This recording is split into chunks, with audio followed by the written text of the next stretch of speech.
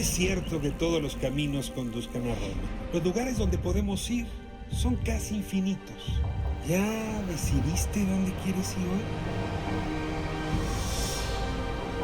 Piénsatelo bien para no equivocarte. Toma en cuenta que el tablero de ajedrez ha cambiado. Hoy el rey se ha enterado que va desnudo.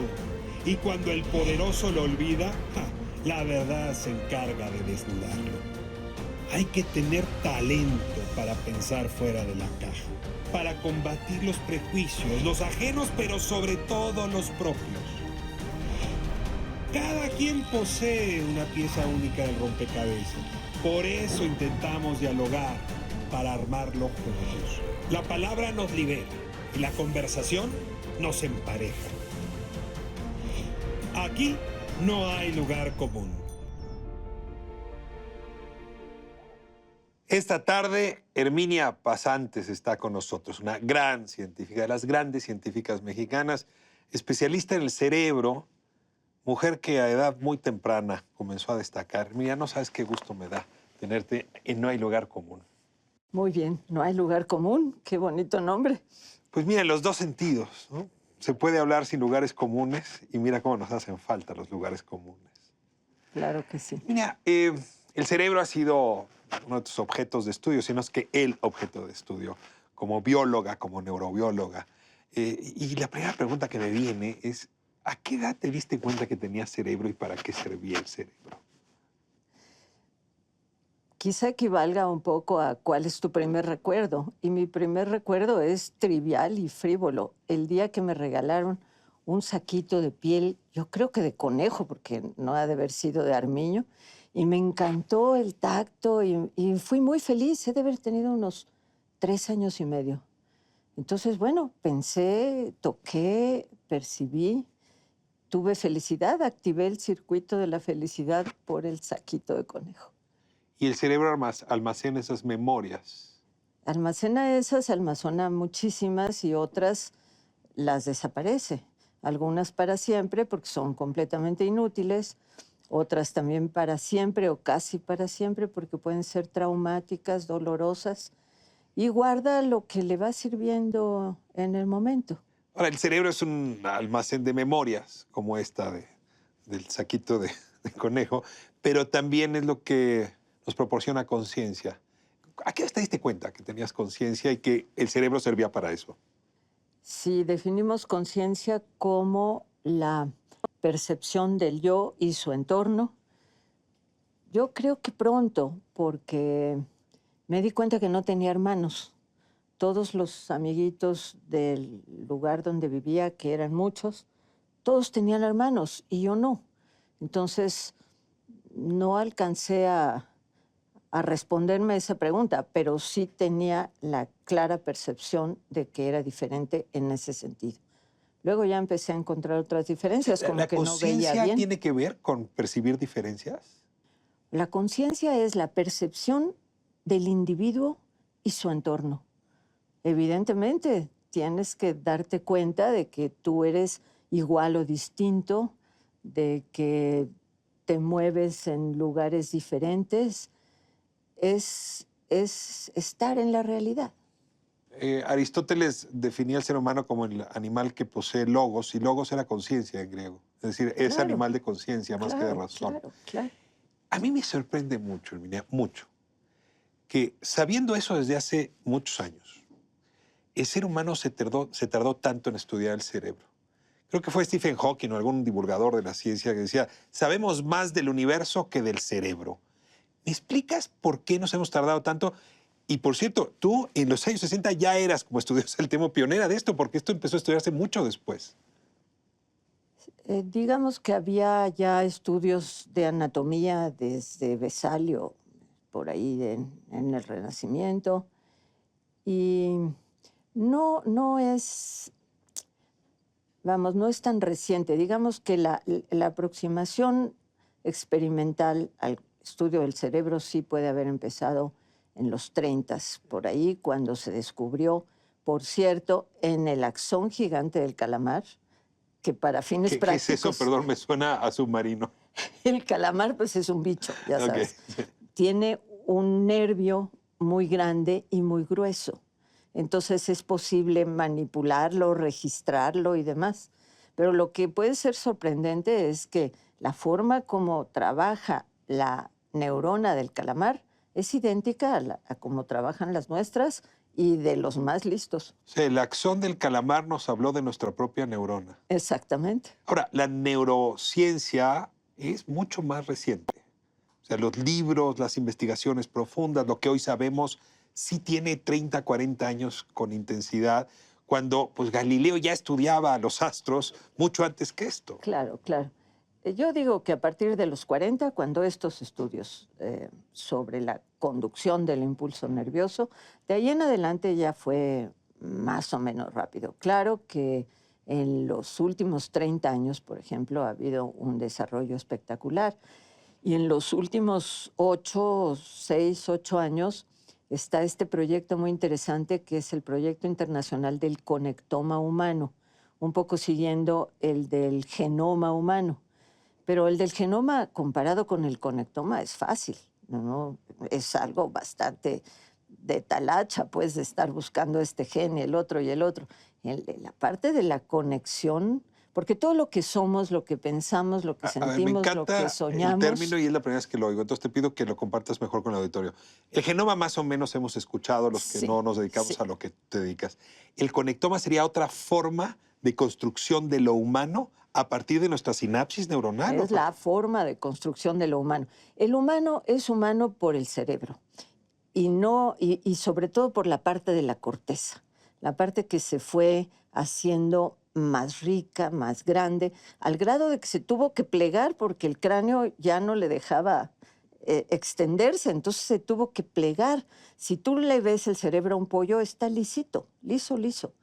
El cerebro del hombre tiene todas esos plegamientos porque tiene mucho más neuronas y sobre todo mucho más conexiones. 100 Hay mil millones entre, es lo que decimos. sí, entre 90,000 y 100,000 millones de ¿Cuántas tiene un neuronas. pollo, más o menos, para saber la diferencia?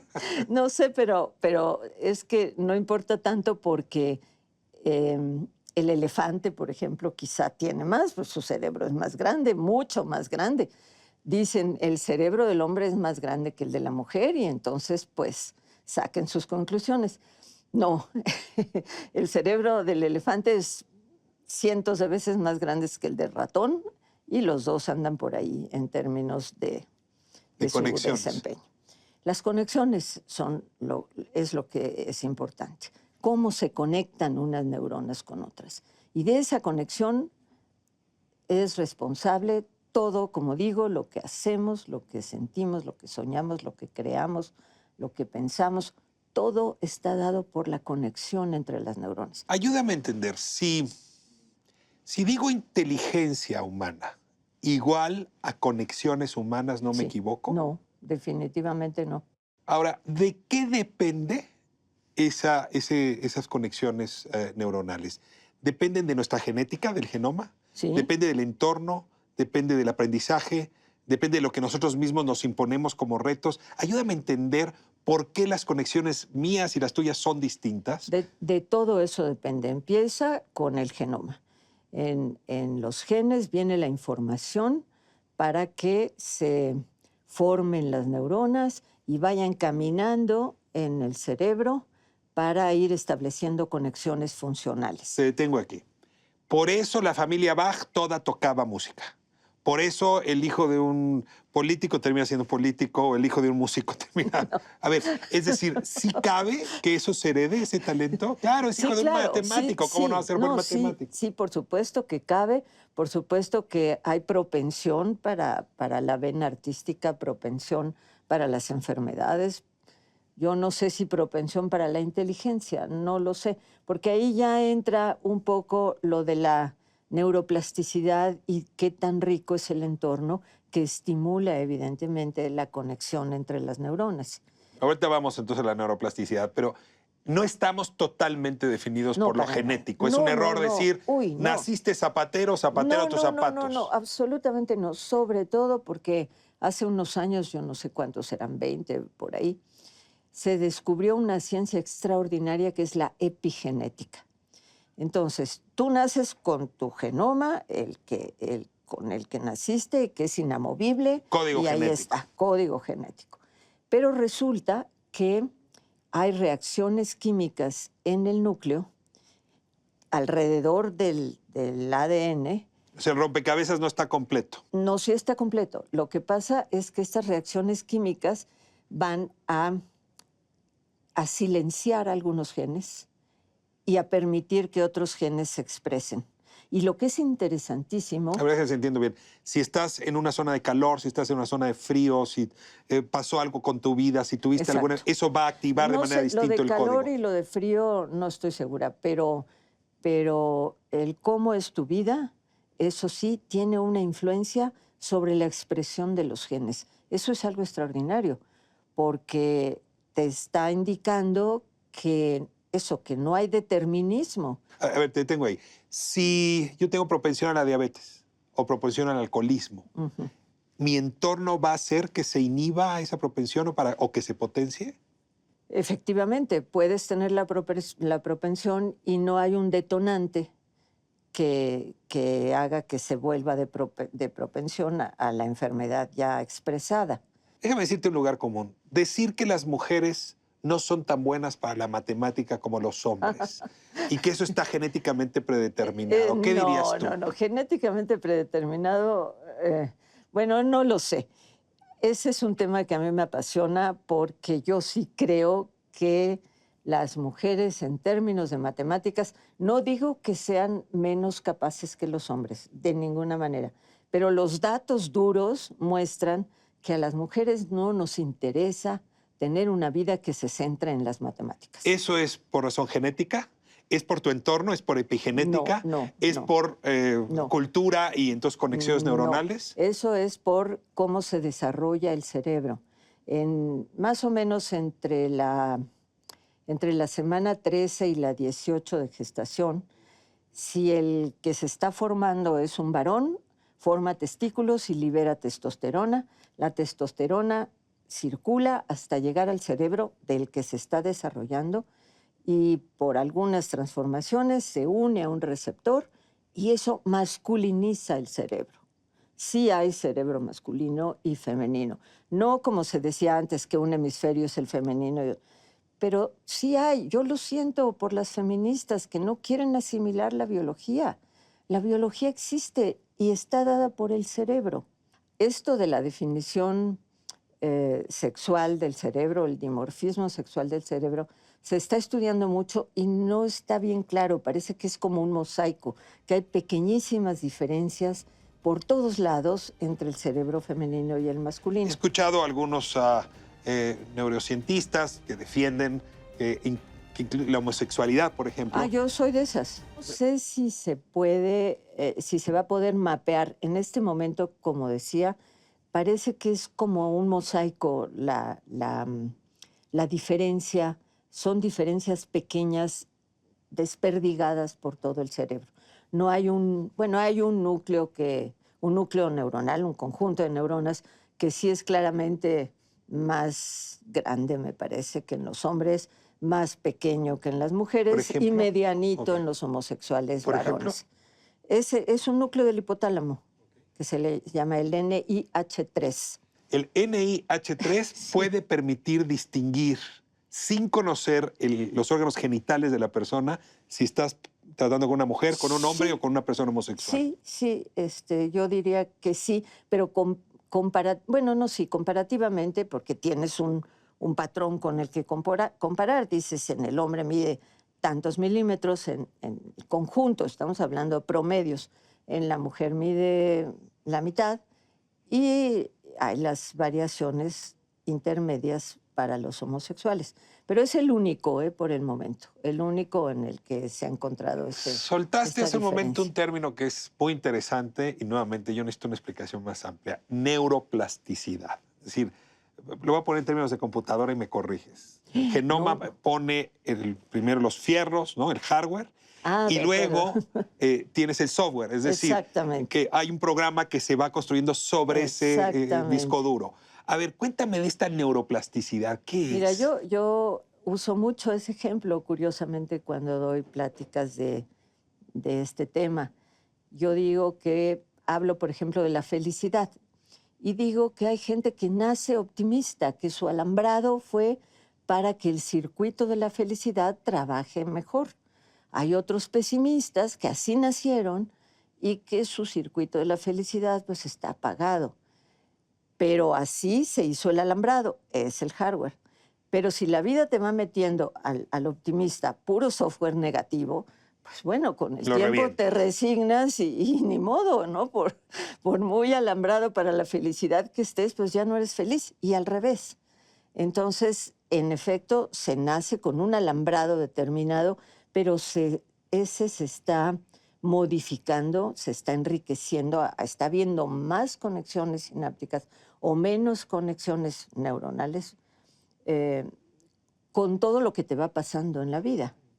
Entonces, evidentemente, cada cerebro es diferente, porque cada individuo tuvo una vida diferente. No hay modo de que tenga la misma vida. Ahora, el tema de la neuroplasticidad ha llevado a decir, pues que en efecto, si uno pierde por un infarto cerebral una zona del cerebro, puede recuperar capacidades porque el cerebro se reconfigura.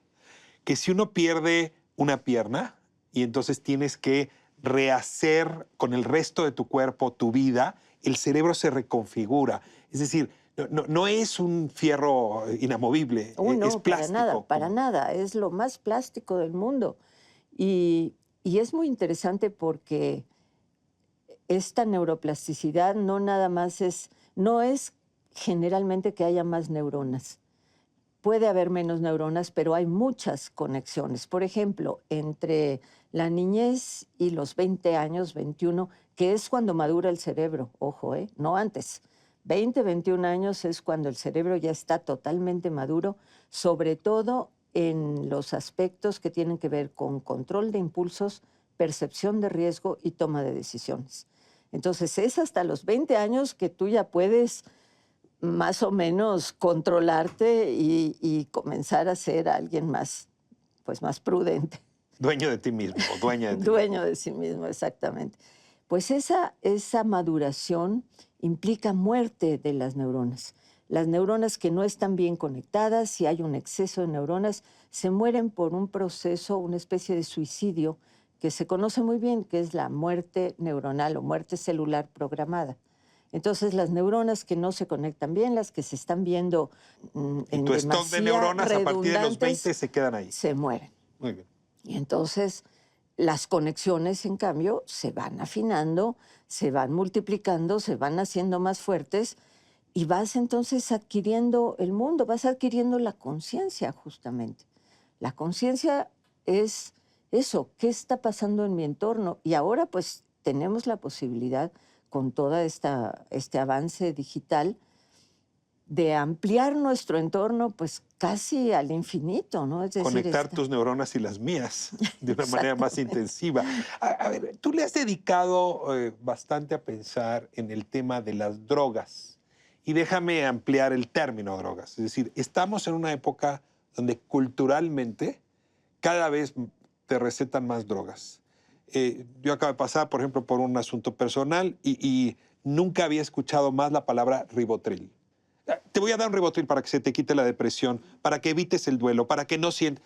Oiga, no quiero que me dé ribotril, déjame vivir Claro, conscientemente lo que estoy viviendo. claro. Pero sí estoy, a lo mejor es mi problema, viviendo en un entorno donde el gran tema son los neurotransmisores, los medicamentos. ¿Cómo reacciona la neurobióloga frente a esta moda cultural o ya llegó para quedarse?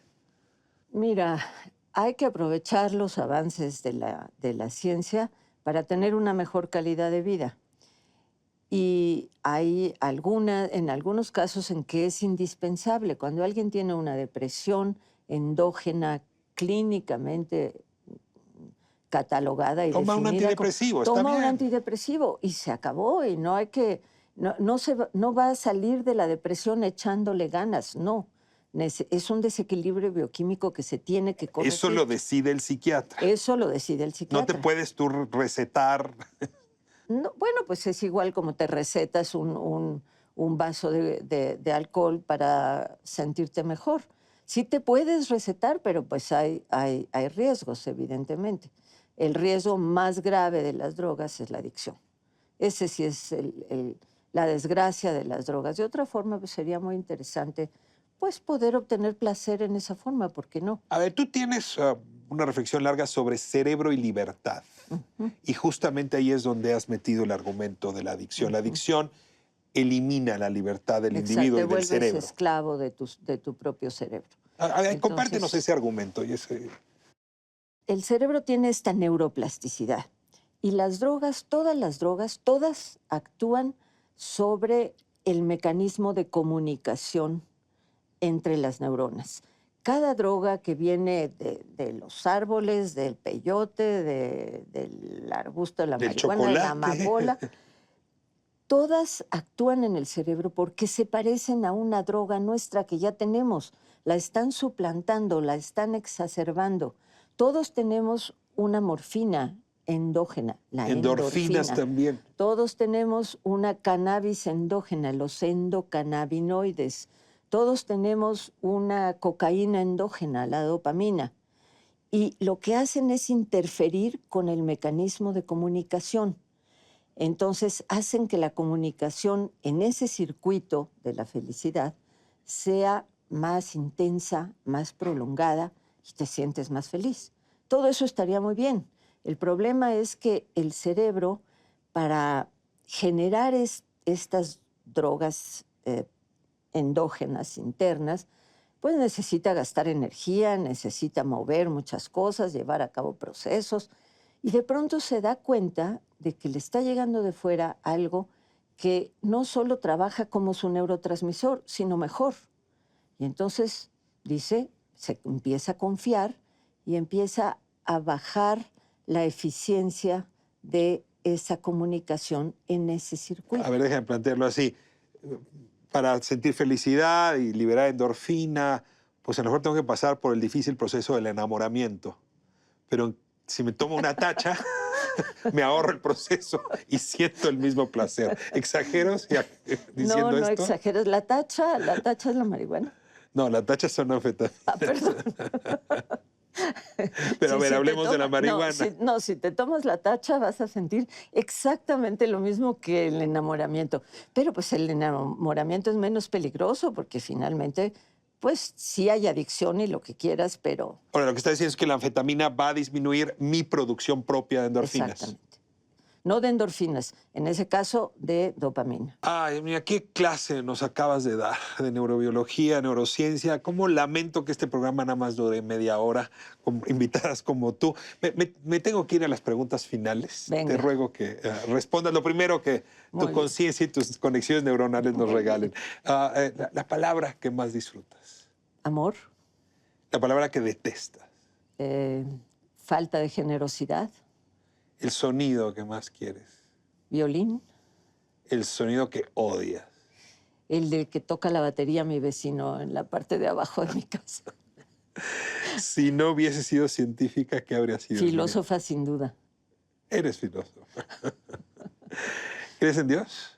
Uy, no, soy agnóstica como creo que cualquier científico tiene que ser, pues. O sea, Sí, ¿crees y no crees? algo que no puedes demostrar, no puedes decir ni que sí ni que no. Pero vamos a suponer que algo así existe en el lado agnóstico que le otorgaría existencia a ese ser superior. Te vas de este planeta, se acaba tu existencia como hoy la conoces y tienes conciencia de ella. ¿Qué te gustaría que te dijera ese ente superior?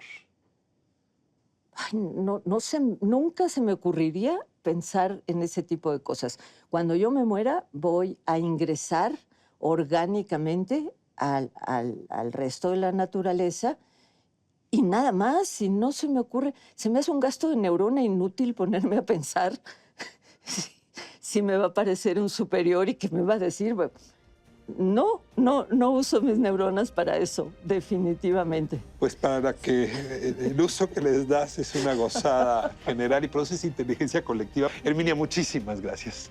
Muchas gracias por acompañarnos Gracias a ti, disfruté mucho. y por compartir tu generoso conocimiento.